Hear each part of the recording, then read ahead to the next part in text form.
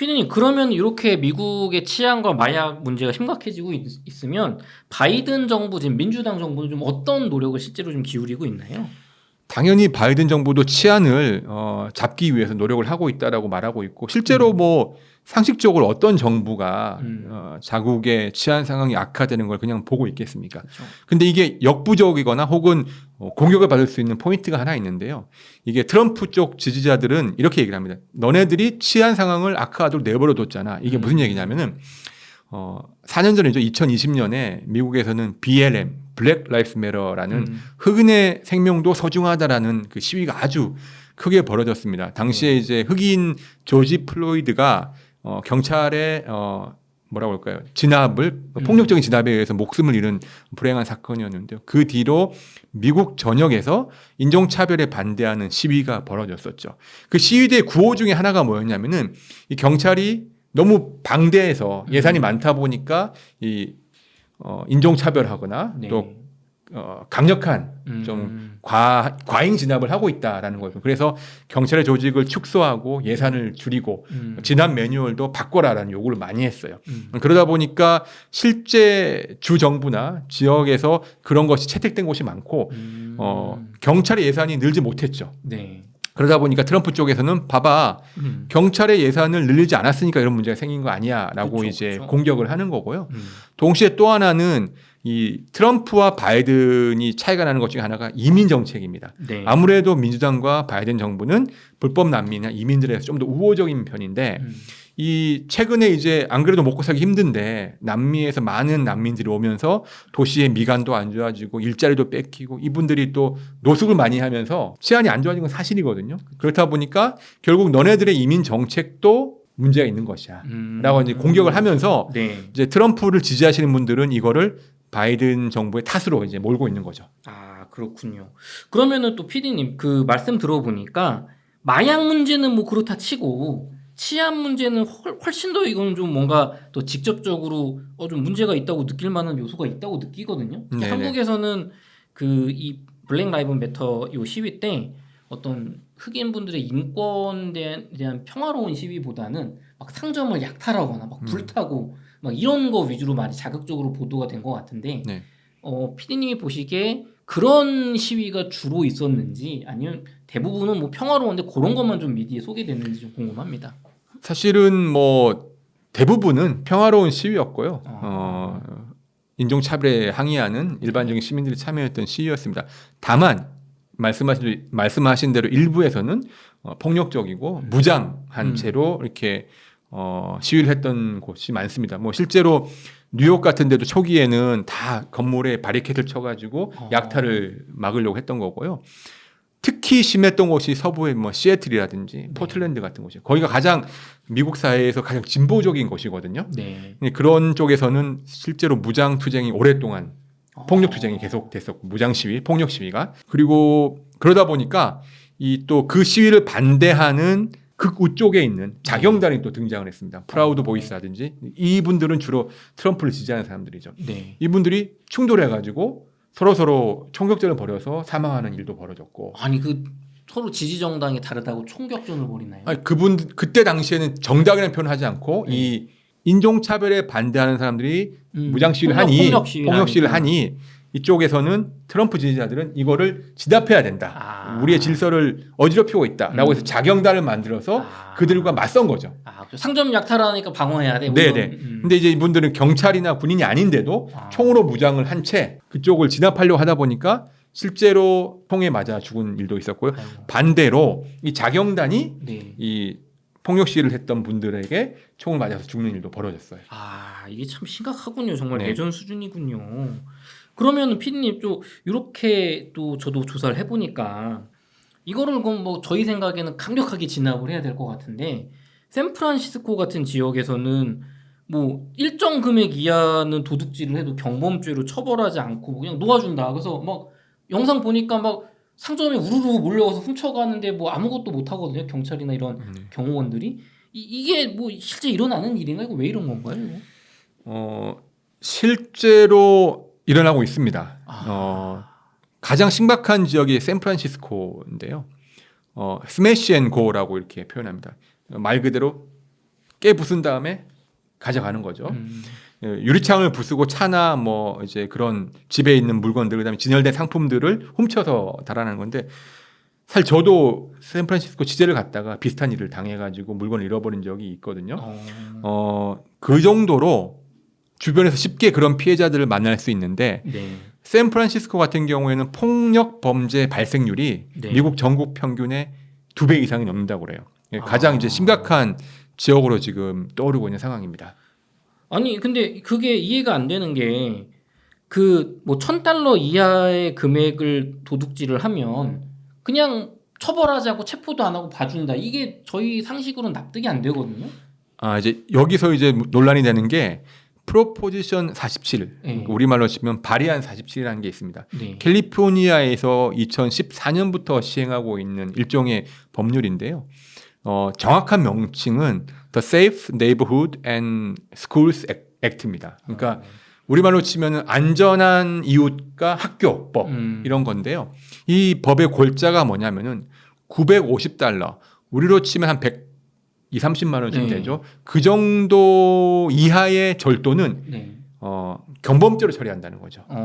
왜 그러냐면은 그 정도도 범죄로 취급하게 되면은 감옥을 보내야 되잖아요.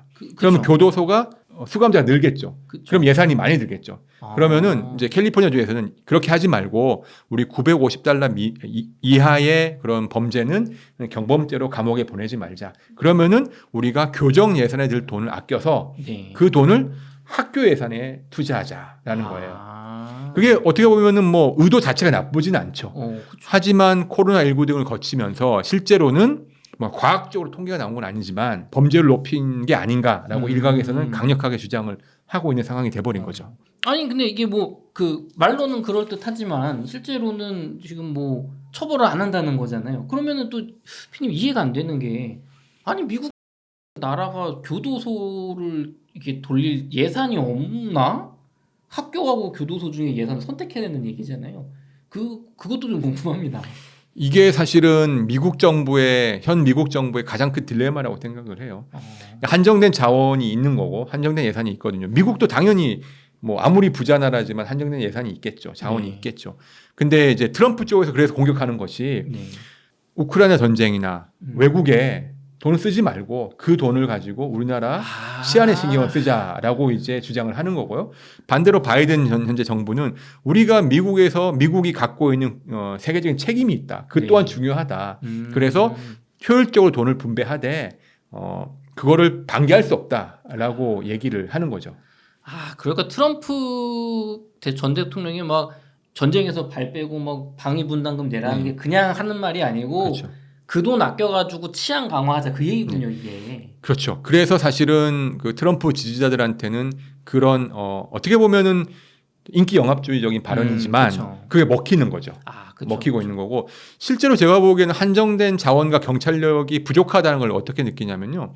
제가 아까 말씀을 잠깐 드렸었는데 제가 샌프란시스코에서 한번 도난을 당한 적이 있다고 말씀드렸잖아요. 네. 취재를 갔는데 공용 주차장입니다. 네. 주차장에 차를 대놓고 1시간 정도 간단히 밥을 먹고 돌아왔더니 그 렌트카의 뒷유리가 다 깨져 있더라고요. 그래서 뭐 촬영 장비라든지 저희 개인 뭐 캐리어 같은 게 다 도난을 당했더라고요. 그런데 경찰에 신고했는데 현장에 안 오겠다는 거예요. 왜 안 와요? 왜 안 오냐? 이거 지금 나 큰일 났다. 얘기했더니 그런 사건은 너무 흔해서 출동할 만한 사건이 안 된다라는 거예요. 그래서 저희가 이제 찾아갔어요. 직접 경찰서에 찾아가서 신고를 했는데 그 경찰관이 하는 얘기가 찾는 거는 포기해라. 뭐냐? 이런 사건은 너무 많다. 그래서 저희가 답답해서 사실은 그 샌프란시스코 총영사관에 전화를 했습니다.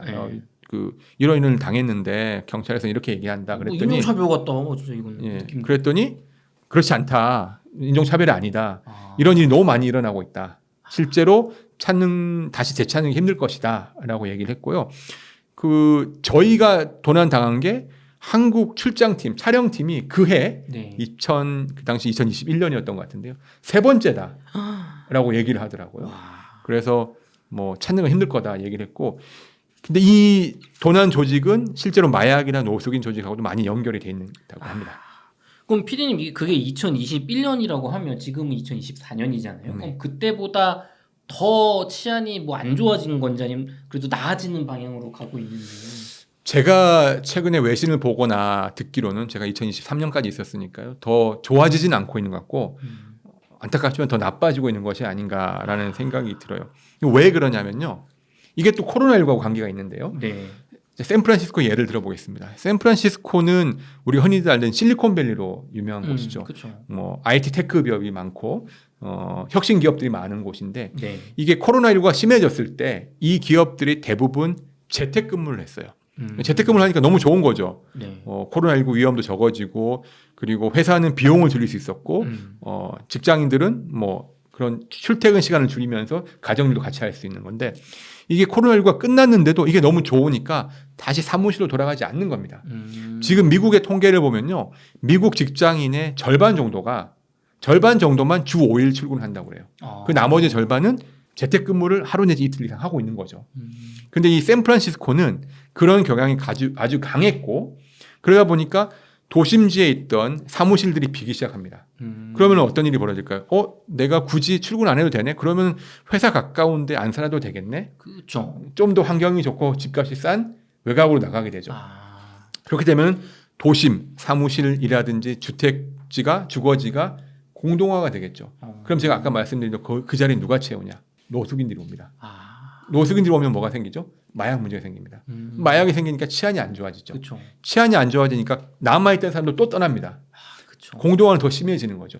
그러다 보니까 이 지금 샌프란시스코에서 치안 상황이 악화되는 것은 어쩌면 코로나19 이후에 재택근무가 보편화되면서 나온 또 다른 현상이다. 이렇게 연결돼 있다고 볼 수 있습니다. 야, 그게 그렇게 연결되는 거군요.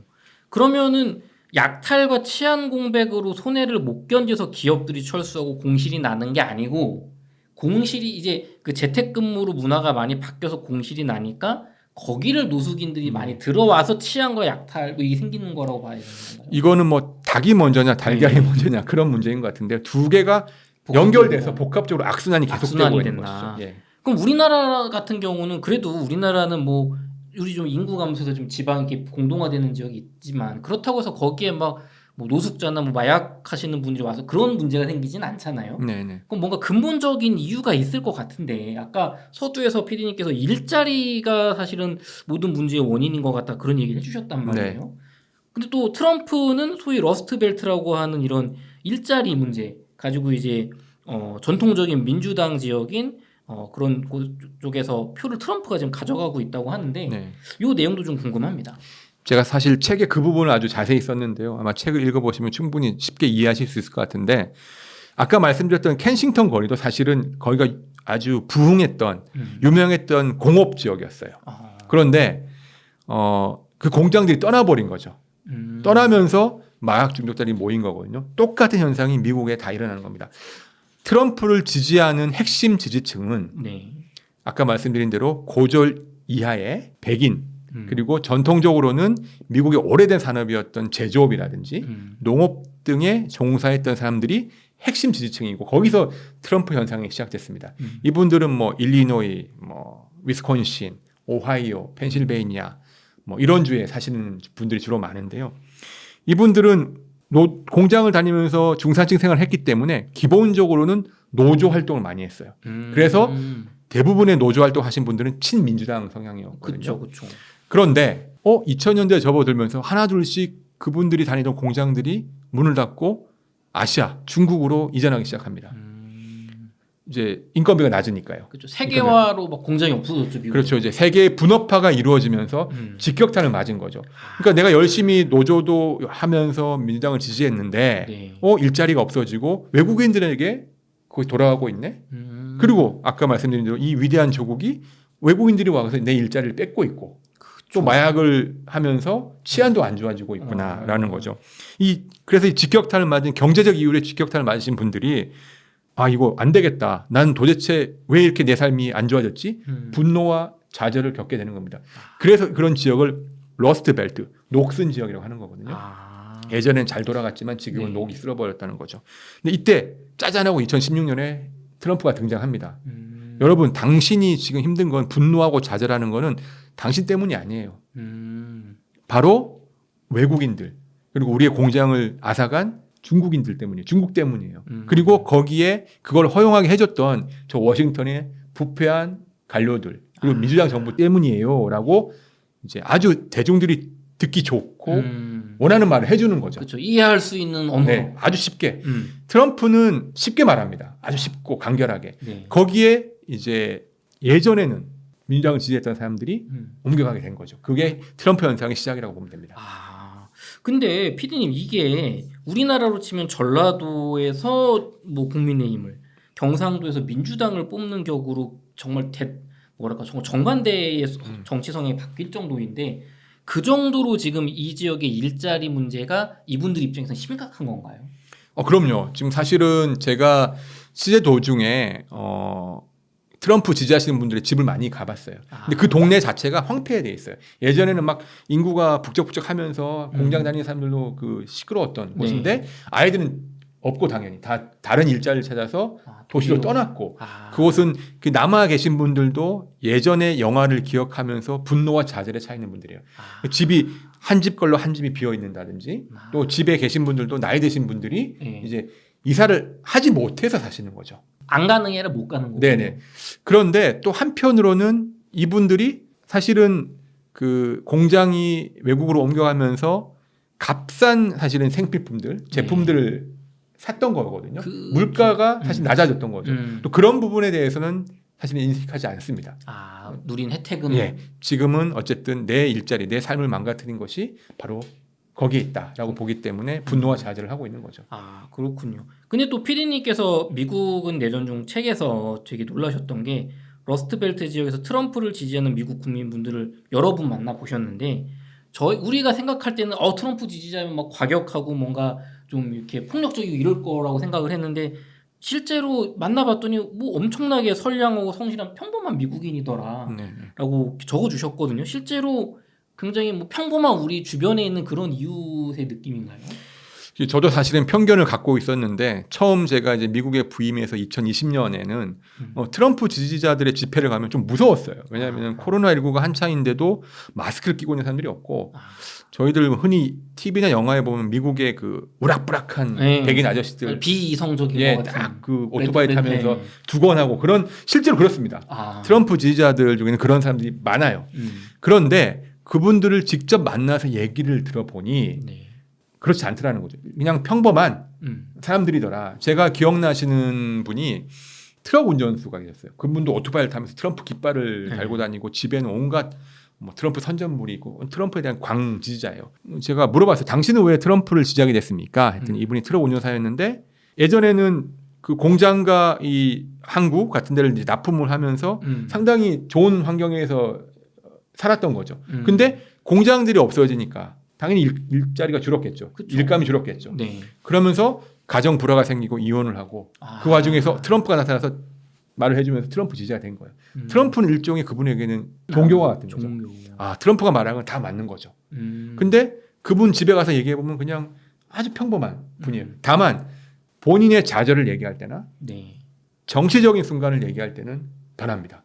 아주 강력하고 단호하게 얘기하면서 때로는 좀 무서울 정도로 얘기를 하는데 이분이 저한테 얘기하더라고요. 우리 집에 총이 있다. 총을 갖고 계신 분이에요. 근데 이분이 2021년 1월 6일에 의사당에서 폭동이 있었죠. 제가 연락해봤어요.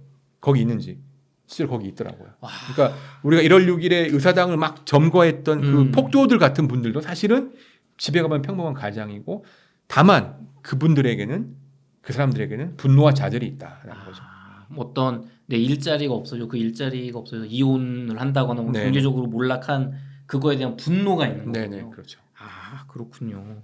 그러면은 트럼프 전 대통령은 이런 분들에게 다시 공장을 들여와서 일자리를 뭐 주겠다는 걸 약속했기 때문에 이런 거 인기가 있는 건가요? 뭐 어쨌든 그 여러 번 이제 공식적으로 혹은 비공식적으로 매기를 했죠. 그 다 아시다시피 2016년 트럼프 1기 행정부 때 유행했던 단어가 있죠. 리쇼어링이라고 하죠. 리쇼어링이라는 거는 이제 제조업체를 다시 혜택을 줘서 본국으로 돌아오게끔 하는 거거든요. 그쵸. 당시에 트럼프 행정부가 이 리쇼어링을 강력하게 주장을 했고 그게 얼마나 성공했는지 모르겠지만 리쇼어링이 제대로 이루어지게 되면 어쨌든 일자리를 뺏겼던 분들은 일자리를 다시 찾을 수 있으니 트럼프 지지자들은 그 정책에 환호하는 것이고요. 다만 저는 아까 말씀드렸다시피 리쇼어링이 이루어졌을 때 과연 다른 거는 부가적으로 어떤 일이 벌어질지에 대해서는 좀 고민을 해봐야 된다. 예를 들면은 물가가 올라갈 수도 있는 거고요. 그쵸. 원가가 올라가니까 이런 것들에 대해서는 사실은 깊게 고민하자기보다는 딱 직관적으로 내 일자리 뺏겼어. 근데 일자리 다시 와. 그러면 좋다. 뭐 이런 거죠. 그렇군요. 근데 또 이해가 안 되는 게 PD님, 그 바이든 정부에서도 뭐 IRA 법안이다 하면서 미국 국내로 우리나라 반도체 공장도 막 지으라고 하고 리쇼어링 정책을 하고 있잖아요. 근데 트럼프랑 좀 뭐 이게 뭐 다른 건가요? 두 차이가 있을까요? 뭐 사실 이 부분은 경제나 무역 전문가분들이 더 잘 아실 거라 생각하는데 저는 이제 미국에서 그냥 언론을 보고 겪은 바로는 트럼프와 바이든이 둘 다 미국 중심주의에 있는 건 사실입니다. 그리고 바이든 역시도 미국 제조업의 부흥을 얘기를 하고 있죠. 네. 그런데 이 둘의 가장 큰 차이는 그 정도의 차이라고 생각을 해요. 그 다음에 불확실성의 차이다. 일단 트럼프는 종잡을 수가 없습니다. 어떤 정책의 추진이라든지 그런 것들이 종잡을 수 없어서 스펙트럼이 너무 다양하기 때문에 그런 부분에서 좀 약간 신뢰성이 좀 이제 문제가 될 수가 있고요. 네. 또 하나는 이 리쇼어링을 하는 정도가 과연 동맹이라든지 이웃하는 국가들과 아니면은 뭐 기업들과 갈등을 일으킬 정도의 수준이냐 아니면 그런 거 신경 쓰지 않고 우리가 가장 미국 우선주의 자국주의로 갈 것이냐에 있어서는 많은 분들이 트럼프가 좀 더 과격할 것이다 라고 그렇죠. 생각을 하는 거죠. 예를 들어서 지금 트럼프가 공약으로 얘기하는 게 관세를 뭐 50% 60%까지 매기겠다고 얘기를 하잖아요. 네. 그게 1기 행정부 때 2016년에는 한 25% 정도였거든요. 두세 배 놀리는 거고 관세 50%라는 건 사실 지구상에서 볼 수 없는 네. 특이한 케이스인데 그 정도를 공언할 정도로 그 정도거나 리쇼어링 정도 혹은 자국 우선주의가 강화될 것이 아닐까라고 이제 우려하는 거죠. 그럼 화끈하게 진짜로 일자리 갖고 오겠구나. 네. 근데 그 뒤에 물가가 오르거나 그 부작용은 거기까지 일단 내가 먹고 살아야 되니까 생각을 안 하고 그리고 인들이 또 외국의 싫고. 국가들은 다른 나라들은 피해를 볼 수가 있는 거죠. 그렇죠. 우리나라도 지금 막 이런 그 어쨌든 동맹에 의해서 굴러가던 그 지정학적인 부분이 변화가 있겠네요. 네, 그렇죠. PD님 그러면 좀 경제 저희가 채널이니까 좀 주 분야는 아시겠지만 PD님께서 미국 현지에서 보시기에 트럼프가 대통령이 된다면 우리나라의 2차 전지, 전기차, 친환경 기업 같은 쪽에 좀 어떤 영향이 올 수 있을지 투자 측면에서 꼭 알아야 될 변수가 좀 발생할 수 있을까요? 제가 사실은 이 책에서도 이제 트럼프 2.0의 키워드를 정리를 한 게 있는데요. 네. 이게 세 가지입니다. 세 가지가 있는데 뭐 복수를 많이 할 것 같다. 복수할 것 같다. 그다음에 뭐 아젠다 47이라는 공약집이 있다는 게 있는데 여기서 가장 중요한 거는 ABB입니다. ABB가 뭐냐면요. 네. Anything but Biden. 즉 바이든이 한 거 빼고는 뭐든지. 아마 그렇게 될 겁니다. 네. 그게 무슨 얘기냐면은 바이든 현 대통령이 했던 정책을 다 뒤집을 거라는 거거든요. 1순위가 뭐냐? 이민 정책입니다. 이민 정책을 뒤집게 되면 어떤 일이 벌어지냐면은 네. 이 코로나19 이후에 그런 일이 벌어졌었는데 미국의 가장 싼 노동력을 공급해주는 근원이 원천이 끊기게 돼요. 그러면 미국의 인건비가 올라갈 수 있고 이 얘기는 곧 인플레이션, 물가 상승으로 이어질 수도 있다. 그러면 우리나라 금리 인상하고 경제 안정화로 연결되네요. 갑자기. 그런 것들이 좀 우려가 되고요. 네. 실제로 그래서 지금 월가에서 트럼프가 당선되면 인플레이션이 생길 것이다라고 얘기하는 게 바로 이런 거고요. 네. 또 아까 말씀드린 대로 관세가 높아지면은 네. 미국으로 수입되는 물건들의 가격이 높아지겠죠. 그쵸. 그럼 결국은 물가가 인상이 되겠죠. 또 하나는 ABB, 바이든이 했던 거를 다 바꾼다고 했잖아요. 네. 그 중에 두 번째로 대표적인 게 바로 기후 정책입니다. 이 트럼프 대통령도 실제로 이 기후 변화라는 건 사기야라고 얘기한 적이 많고요. 트럼프를 지지하시는 분들은 이 기후 변화가 존재하지 않는다라고 믿는 분들이 많아요. 왜 그런지 왜 그럴까요? 아까 말씀드린 것처럼 이분들은 대부분 고전적인 의미의 전통적인 제조업, 석탄 산업에 종사하시는 분들이 많아요. 이분들의 입장에서는 신재생 에너지라는 것은 본인들의 생계를 위협하는 거죠. 내 일자리를 뺏어가는. 네네. 그렇기 때문에 아예 기후 변화, 기후 위기를 부정합니다. 그렇기 때문에 트럼프가 당선되면은 바로 이 바이든 행정부가 했던 재생에너지, 신재생에너지 관련 산업들이 다 뒤집어질 거예요. 트럼프가 1기 때 당선되자마자 제일 먼저 했던 게 파리 기후 변화 협약을 탈퇴한 거였죠. 네. 근데 그렇게 되면은 우리나라 같은 경우는 지금 전기차나 배터리 같이 신재생 에너지 사업에 많이 투자했던 한국 기업들이 있죠. 공장을 옮기고 네. 이 기업들이 직격탄을 맞을 수도 있다. 아, 그게 좀 걱정이 되는 상황입니다. 야, 이게 저희 경제적인 애널리스트 분들은 사실은 이미 미국도 많이 투자해서 이렇게 뒤집기 어려울 거다. 트럼프가 돼도 그런 얘기 네. 많이 하시는데 또 PD님은 현지에서 느끼실 때는 그렇게 보시진 않는 거예요. 트럼프 아까도 말씀드렸다시피 트럼프 대통령은 이제 더 강해져서 돌아왔어요. 트럼프 후보는 예전에 2016년보다 훨씬 더 강해졌고 국정 경험도 있고 강력한 지지층이 있습니다. 그렇기 때문에 좀 더 본인이 원하는 걸 더 강력하고 때로는 아주 폭력적으로 할 수도 있다라는 생각이 들고요. 그런 부분에 있어서는 미국의 이익이 아닌 것들은 다 과감하게 바꿀 수도 있다라는 생각이 들고요. 근데 이제 기회가 있는 곳도 있습니다. 미국이 트럼프 후보가 계속 얘기하는 것이 치안 강화, 네. 그다음에 국방 강화거든요. 네. 외국에 들었던 돈을 우리 국내 국방력과 치안력을 높이는 데 쓰자는 거기 때문에 네. 국방 방산 관련주라든지 그런 치안과 관련된 업체들은 기회가 될 수 있겠죠. 그리고 신재생 에너지를 반대하니까 네. 결론적으로는 그쵸. 원전 산업은 또 수혜를 입을 수 있는 그런 상황이 될 것 같습니다. 친환경이면서도 좀 전통 산업. 네네.